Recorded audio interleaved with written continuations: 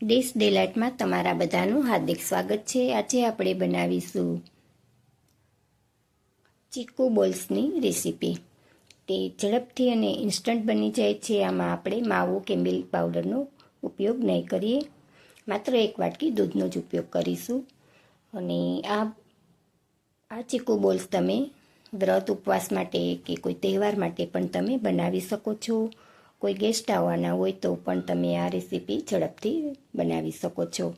અને ચીકુની તાસીર ગરમ હોવાથી આ ઠંડીની ઋતુમાં બાળકોને કોઈને પણ એ નુકસાન નહીં કરે। તો હેલ્ધી આ રેસીપી છે।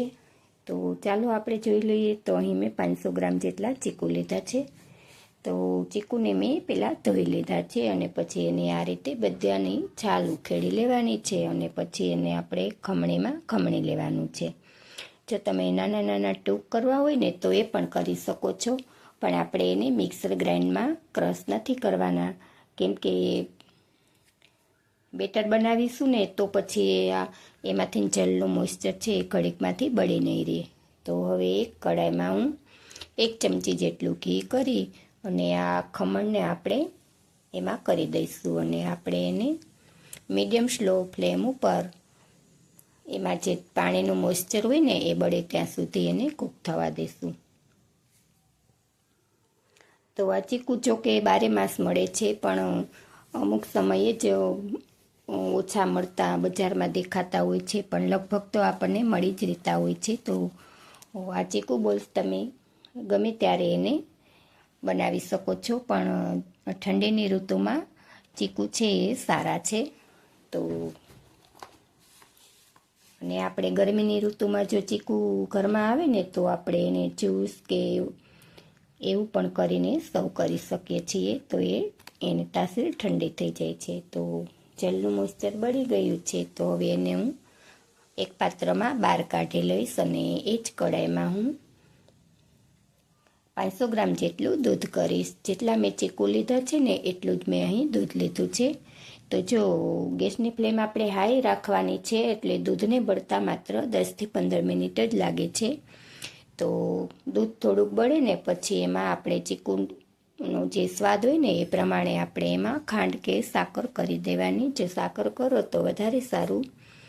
અને દૂધ આપણું રબડી જેવું ઘાટું થાય ને પછી આપણે એમાં ચીકુનો જે પલ્પ છે ને એ આપણે એમાં કરી દેવાનો છે અને ગેસની ફ્લેમ મીડિયમ રાખી અને એને આપણે કડાઈ છોડે ને ત્યાં સુધી એને કૂક થવા દેવાનું છે।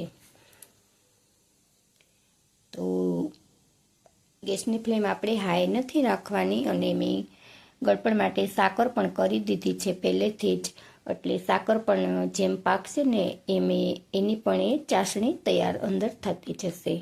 એટલે આ એકદમ આપણે સરસ બોલ્સ આપણા એકદમ ઢીલા નહીં બને। તો તમે જોઈ શકો છો કે મેં એને નીચે ઉતારી લીધું છે અને કડાઈમાં બિલકુલ નથી ચોંટતું। તો હવે આ સ્ટેજ ઉપર નીચે ઉતારી અને હું કાજુ અને બદામનો થોડોક મેં મિક્સરમાં અધકચરો પાવડર કર્યો છે। જો બિલકુલ ફાઇન પાવડર નથી કર્યો, જો અધકચરો કરીશું ને આમાં તો એનો ક્રંચ આમાં સરસ લાગશે અને માવામાં એક પ્રકારની બાઇન્ડિંગ આવશે આપણે કાજુ અને બદામનો પાવડર કરીશું ને તો હવે હું એને કડાઈમાં આ રીતે ફેલાવી દઈશ અને 2 કલાક માટે ઠરવા દઈશ।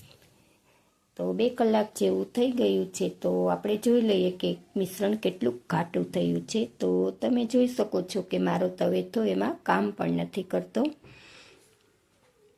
તો જો અને આપણે બરફીનો શેપ આપવો હોય ને તો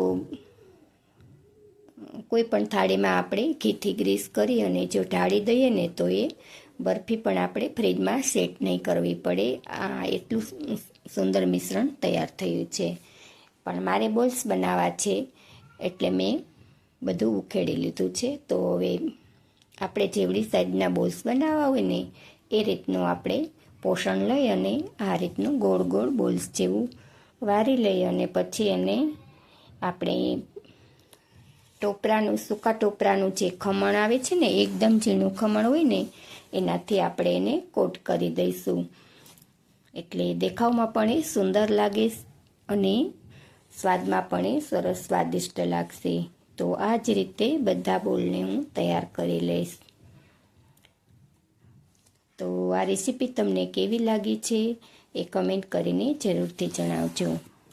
તો તમે જોઈ શકો છો ને કે એનો દેખાવ કેટલો સુંદર આવી રહ્યો છે. જેટલો દેખાવ સુંદર આવી રહ્યો છે એનો સ્વાદ પણ એટલો સરસ આવી રહ્યો છે.